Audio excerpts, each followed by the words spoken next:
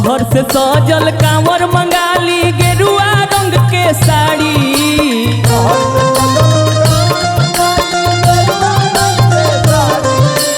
शहर से सजल कांवर मंगाली गेरुआ रंग के साड़ी।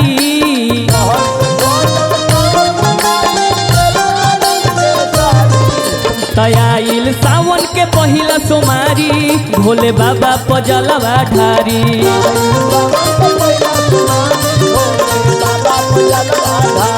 आइल सावन के पहिला सोमारी भोले बाबा पजलवा ढारी।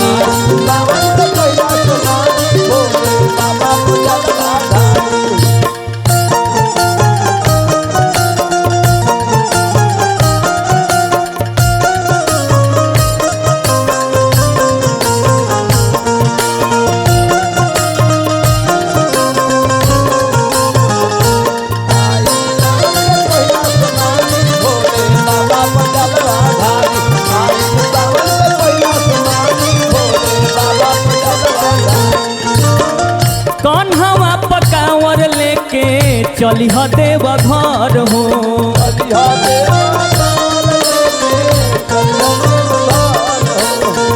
बाबा त्रिपुरारी के बा सब पर नजर हो।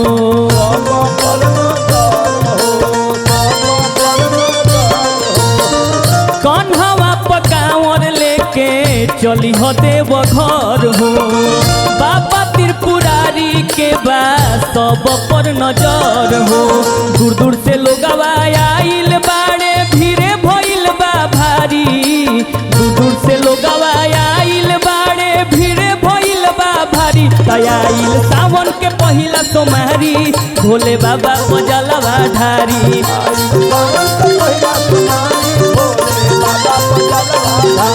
आइल सावन के पहिला सोमारी भोले बाबा पजलवा ढारी।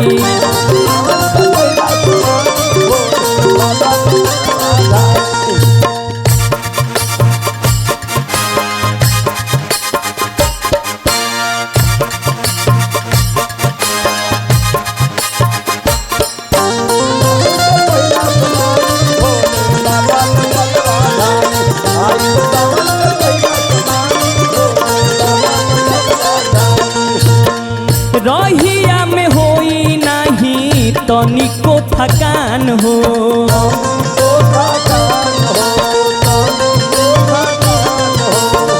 बोले बम बोलत चली हाँ संघे बाबा धाम हो।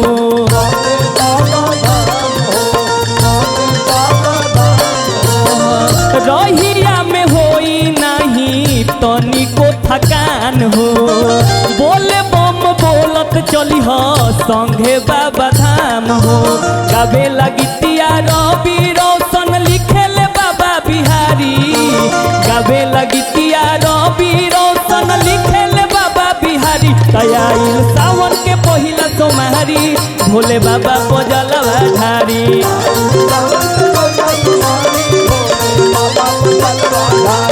आइल सावन के पहिला सोमारी भोले बाबा पजलवा ढारी।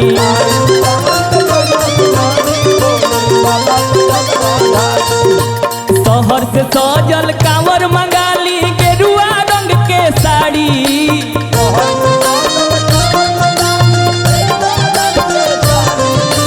शहर से सजल कांवर मंगाली गेरुआ रंग के साड़ी।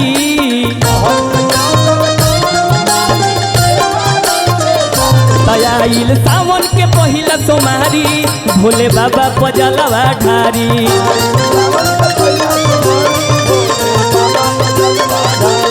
आइल सावन के पहिला सोमारी भोले बाबा पजलवा ढारी।